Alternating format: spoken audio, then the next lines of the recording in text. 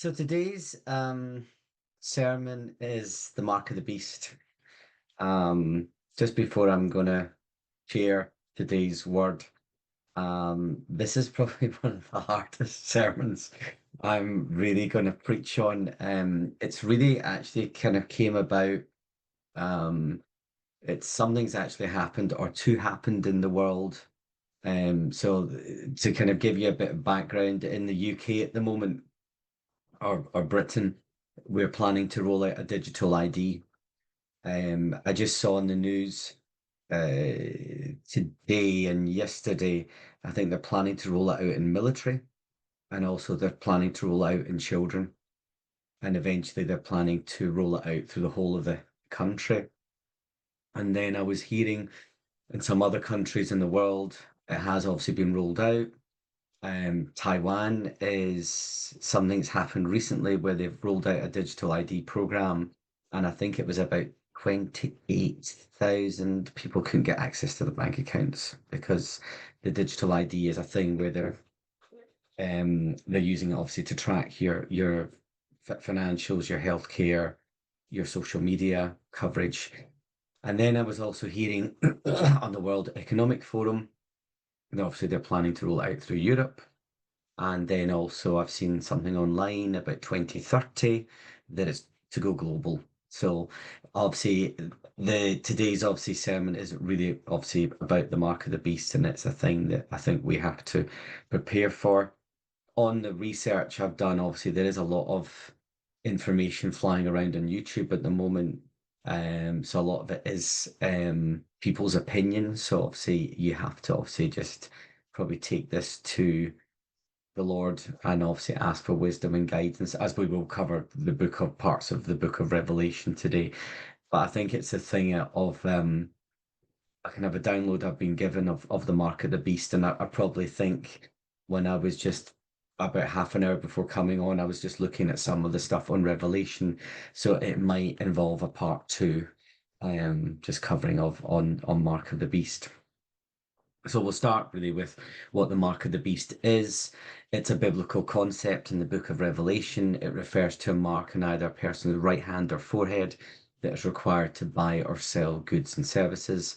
It's associated with the number of the beast, which is 666 in most biblical texts, but in some ancient manuscripts, it's known as 616.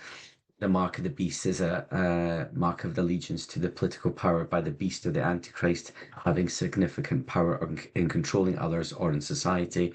And also, it's a thing that we'll discuss the end times, because it obviously is mentioned in the book of Revelation. So, just an overview is the location of this mark. So, where is it? It would be on your right hand or your forehead.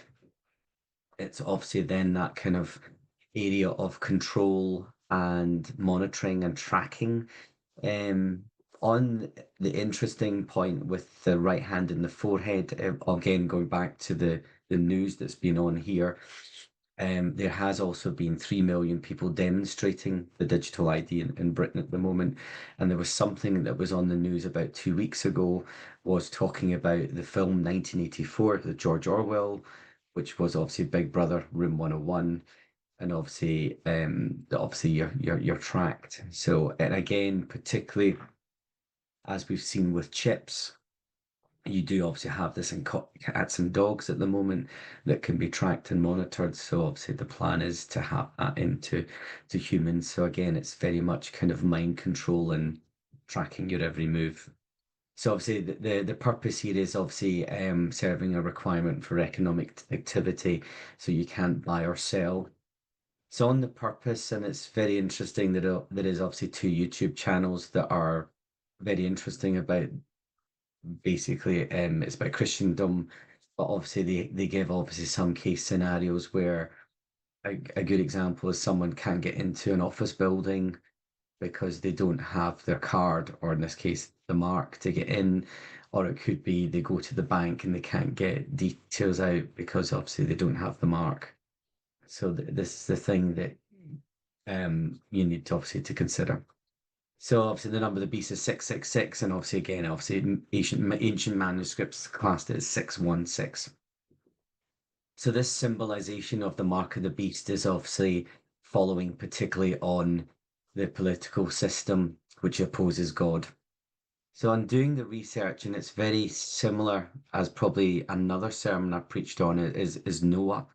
And I just keep thinking of Noah's life on earth, where people would thought he was completely crazy when building the ark. And then when he built the ark, he obviously took people with him as well as animals. But the people who didn't come with him obviously died. And I think that's sometimes the situation in this situation, that we need to be very alert and wise in this situation at the moment, because I really just, when I was doing the research, I just kept really thinking of films. But I can't actually think of a film name at the moment, but the pictures I have from the films that I have seen, and it's probably very true to life now, is eventually becoming of utopia, where people would be hiding who don't obviously take the mark. They'd have to go underground, or it could go off grid, or live off the land. So that's the thing that is very much that whole kind of hiding from, surveillance. So it's a thing of, say, if you don't take allegiance to the beast, in this case is the mark. And I think particularly in obviously doing the research, a lot of people may succumb to the beast and then realize afterwards they shouldn't have necessarily taken the chip, but then obviously it's too late. So that's the thing, obviously people need to. So I think really on doing the research, I really felt it's people, you need to be wise and need to ask the Lord for protection in this area. So obviously other areas, obviously the symbolic meaning is that there's a physical mark, and it's obviously having this worshipful honor and allegiance to them, replacing loyalty not to God, but obviously to the system. So I have heard also as well, also on YouTube, a lot of people talking about the system. So it could be the working system, the economic system, and a lot of people are now checking out from the system. They're really realizing there's more to life than the system, i.e., there's more to life than just a job, and it's obviously paying into the system. So I think it's with this mark, I think particularly we need to be very alert and wise and ask the Lord for wisdom in our day-to-day lives. The connection to Emperor Nero, and obviously we will cover this at the end, obviously is that because obviously he was connected to the number 1666. I was obviously reading that there's something that he obviously was not happy at this time, and hence the reason why he's coming back for obviously the mark to obviously display all over the world. So it's a thing obviously that it's trying to dishonor God. So this is the distinguishing mark is to those people that follow the beast and those who remain loyal to God. So we will cover at the end why it's good to be loyal to God. And again, particularly as we're seeing now, and we will cover this in a couple of slides coming up, with technology, is very much the rise of technology, and there's been a lot again of speculation of what is the mark of the beast. Is the digital ID a precursor to the mark of the beast or not? So again, there's a lot of speculation. So it's very much, and probably I will need to continue to do research, and obviously maybe for a part two on this subject, because I think it's a very good book to read in the Bible with Revelation. And I think with the book of Revelation as well, from my own learning of capacity of the book of Revelation, it's one of these books. So, for example, say if you were reading a novel, you would read the novel, complete it, and then maybe put it down and maybe go on to your next book. But I've always felt with the book of Revelation, it's one of these books you've got to keep going back to all the time, just to keep looking, or you've got to get additional learning books with the book of Revelation to decipher what the book of Revelation is really about and all the stages that are happening towards the end. I know also as well that C.S. Lewis is a famous theologian and book author, has also written a book, I think it's called The Last Battle, which is obviously covering obviously the book of Revelation. So in this sermon, we're talking about Revelation, and obviously it mentions the mark of the beast in Revelations 13, 14, 15, 16, 19, and 20. So we will cover these scripture references coming up. So it's very much acting as a seal for those that will follow the Antichrist and the false prophet, the spokesperson for the Antichrist. So when I was really thinking of the seal It's almost like that people would take this mark and then they are then classed as an antichrist person, a person following the antichrist. But if we flip that on the other side, if you are marked by God, you're obviously the child of God. And the good scenario that I'm thinking is when you're dunking sheep. So when sheep are in farms, I don't know if you've maybe seen this on the television. They are normally marked. They're neither color marked or they're actually branded, or cows or cattle are branded. And I really feel that we are, as a believer, or if you're a new believer, you're marked by God. You're not marked by Antichrist. You're one of his chosen people. The false prophet is the second beast, is the one who causes people to take this mark. So this is would be an actual person. So again, very hard to decipher. There's a lot of speculation at the moment as who is this person?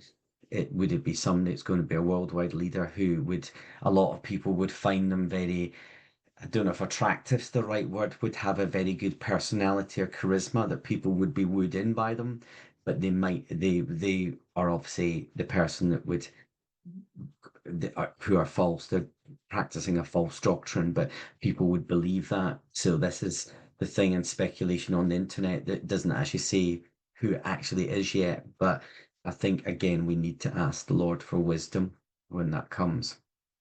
So again, your mark is your hand or your forehead, and again, it's almost like having a barcode on your forehead or your hand, which would swipe, and again, within that as well, it would track everything that's on you.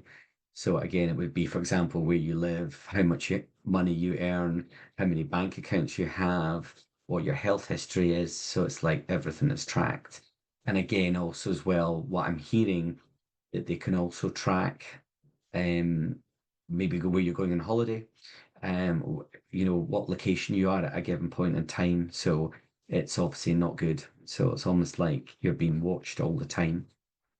So the book of Revelation tells us what to come. So we have in Revelation 13, verse 15 to 18, the second beast was given power to give breath to the image of the first beast, so the image could speak and cause all who refuse to worship the image to be killed. It's also forced all people, great and small, rich and poor, free and slave, to receive a mark on their right hand or their forehead, so they could not buy or sell unless they had the mark, which is the name of the beast and the number of its name. This calls for wisdom. Let the person who has insight calculate the number of the beast, for it is the number of man. That is 666. Revelation 14, verse 9, a third angel followed them and said in a loud voice, if anyone worships the beast and its image and receives its mark on their forehead, on their hand. In Revelation 14, verse 11, and the smoke of their torment for wise will rise forever and ever, and there will be no rest or night for those who worship the beast and its image, or anyone who receives the mark of its name. And then we have Revelation 15, verse 2, and I saw what looked like a sea of glass glowing with fire and standing beside the sea. Those who had been victorious over the beast and its image and over the number of its name, they held harps given them by God. Revelation 16, verse 2. The first angel went and poured out on his bowl on the land, and ugly festering sores broke out on the people who had the mark of the beast and worshipped its image. Revelation 19, verse 20. But the beast was captured, and with it its false prophet who had performed the signs on its behalf. With these signs, he had deluded those who had received the mark of the beast and worshipped its image. The two of them were thrown alive in the fiery lake of burning sulfur. Revelation 20, verse 4. I saw thrones on which were seated those who had been given authority to judge, and I saw the souls of those who had beheaded because of their testimony about Jesus and because of the word of God. They had not worshipped the beast or its image and had not received its mark on their foreheads or their hands. They came to life and reigned in Christ with 1,000 years. So we've also seen as well, particularly recently, with obviously the changing of technology, we've seen obviously the medical implant chips that you'll have, and obviously RFID, which stands for radio frequency and identification, which is obviously tracking through things through airwaves or waves. And this is obviously another thing that's incurred obviously the increased interest in the mark of the beast. Also, when doing this research as well, again, there's a lot of speculation on YouTube, and some of the comments on YouTube, even though they are not believers, are basically saying it's the mark of the beast. So there is obviously interest, and people are realizing it's obviously the moral and spiritual decline, and obviously from that, it's the beast systems trying to take over. So obviously, as we're seeing now, the rise of technology, and obviously I've covered this in another sermon with AI, and obviously ChatGPT, you're getting a lot more technologically advanced. And from that as well, this could obviously be one of the signs that the beast would use. So questions to consider, and this is for your own homework. Is a medical implant chip a mark of the beast? Question mark. Is a microchip a mark for the beast? Question mark. Is a chip placed on your right hand or forehead a mark of the beast? So the mark of the beast is an end times identification set by Antichrist to exchange for goods or services. Those taking this will worship the Antichrist. Yeah. So these are kind of good examples of we've covered on technology of the mark of the beast. So apart from chips, we've also got to consider ID cards. So obviously we've got the digital ID cards, which are enforced in many countries at the moment. We've got the microchip, you've got barcodes, you've also got QR codes, you've also maybe got the internet. Some people say that obviously is technology. These obviously can identify a person and link to the kingdom of the Antichrist. So I always think we have to be careful and mindful and obviously ask God for wisdom in these situations. So again, wisdom is required as many speculations currently exist, because again, we're seeing, if you do your own research on this subject, you'll find a lot of things on the internet and YouTube. So we must view the book of Revelation as a source and ask God for wisdom in relating to these end time issues. And we must continue to seek the Lord daily for our guidance and protection. And I think I may have mentioned in a previous sermon, and I think it's particularly probably very relevant now, is to always put your daily armor on when you're going out and about. Particularly, I'm giving examples maybe when you're at public places or you're out driving or in public transport. I always think you've got to ask that kind of shield of protection when you're out and about, as obviously being a child of God. So the 666 meaning is a mystery as well. So some have speculated it's connected to June the 6th, 2006. However, in Revelation chapter 13, 666 identifies a person, not a date, that is listed in Revelations 13 to 18. It states here that the number requires wisdom. So this calls for wisdom. If anyone has insight, let him calculate the number of the beast, for it's a man's number, and his number is 666. So the number 666 identifies with the Antichrist. So many Bible interpreters have been trying to locate this as 666. So when the Antichrist is revealed in 2 Thessalonians 2, verse 3 to 4, the day of the Lord will not come until a rebellion and falling away, and the man of lawlessness is revealed. So it'll be clear who he is and how the number of 666 will be used to identify him. So on this as well, I may obviously consider doing a part 2, because there's quite a lot in this, and I think there's a lot to do with what's happening in the world this now, what's to happen, and what's to happen when the Lord comes back, obviously as the second coming, and all the kind of the rapture as well. So I think it's maybe very wise for me to do a part 2. So in Revelation 13, we've got a few other areas to kind of cover. So I would encourage you to obviously look at the whole of Revelation 13. It's reading the passage. One of the main things is the beast is coming out of the sea. So we see here, obviously, it's described as the beast as having 2 horns. It could also be like a dragon, and it has the option of to give fire from heaven, and it particularly focuses on having that mark. So again, it's this seal where no one can buy or sell. And you've also got then of the beast rising out of the sea. So it's similar, or it's described as a dragon, in this case, it could be a sea monster, having 10 horns, which are meant to display power, 7 heads, which are showing as authority and power. And the beast is obviously to come out the sea and is summoned by a dragon on the seashore. So it looks like the beast and the dragon are reacting with each other, but it's also seeing here and describing that the evil is in all governments. Also, the final conflict must happen for this to all come to an end. So the tradition would be Nero could be returned. So we've covered obviously Emperor Nero. So obviously Emperor Nero passed away in AD 68, but it says also as well he had a mortal wound, but the empire could come back, not physically himself, and make a stand. So obviously it's making the stand obviously for the Antichrist. We're also seeing here the worship of the beast is claimed to have authority. So the dragon worships the beast. The people will worship the beast. They're saying that it can't be overcome or resisted, and it's a time frame is unknown. But it is also stating as well that the time for this to actually all happen would take about 42 months, which is coming in about 3.5 years. So the beast's reign is also classed as lawlessness or totalitarian. And from that, it would be the beast would be blaspheming God, and the beast detests anything or anyone that is devoted to God. The totalitarian nature of the beast is also a time before Jesus obviously comes back. And obviously, the book of life here is those that will um, that take the book of life will be saved, but those that don't will perish in the lake of fire. So we're saying here, particularly as believers, you should be always be faithful to the Lord. You should be loyal, and despite persecution and difficulty, you should be loyal to the Lord. So the two beasts as well will be the first one would be an animal, which could be a creature, as we say here, as it's mentioned as a dragon, or it could be a seahorse. And the second would be a false prophet, which would be a person. This person would be an unholy spirit.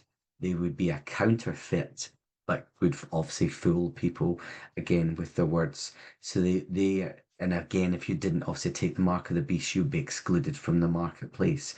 So the number of 666 comes also from the Greek translation, which is also linked to Nero and also Caesar. Whereas the number 777 represents holiness and perfect goodness. So the kingdom of this beast promises life and prosperity, but actually it is not correct because it brings death, misery, and devastation. So finally, to conclude in today's sermon, I was kind of really trying to do a contrast while I was preparing today's research. And I really think we should be marked by God. So again, giving you the analogy of sheep or cattle, and particularly probably sheep's very good because obviously there is obviously a biblical terminology where the Lord will look after the one sheep or the lost sheep and make sure that it's found. And I really think you need to consider the factors of God. So, what was the factors of God's mission on earth? Obviously, it was to save people from their sins, obviously, for people to become believers. The characteristics of a Christian, I would also consider as well. So, again, you've got your fruits of the Spirit, living by God and living by God's standards, branded. So again, as we go back to the analogy of the sheep or cattle, you are branded, you're marked, and you are chosen by God as a chosen one. And I think that's the thing you always need to consider, that that is your seal. Your seal is the seal of protection, divine honor, and obviously ointment of God. So obviously asking you for your daily protection. And again, probably the Bible is your source of truth. It's reading the Bible on a day-to-day basis and asking God for wisdom.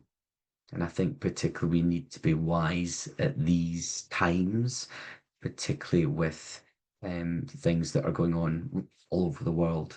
And I think it's asking for God's wisdom and divine protection, and also asking for clarity, particularly obviously with things going on that would be against God. So it's always asking God for your health, your health and your protection, and obviously when you're going out and about in your day-to-day survival.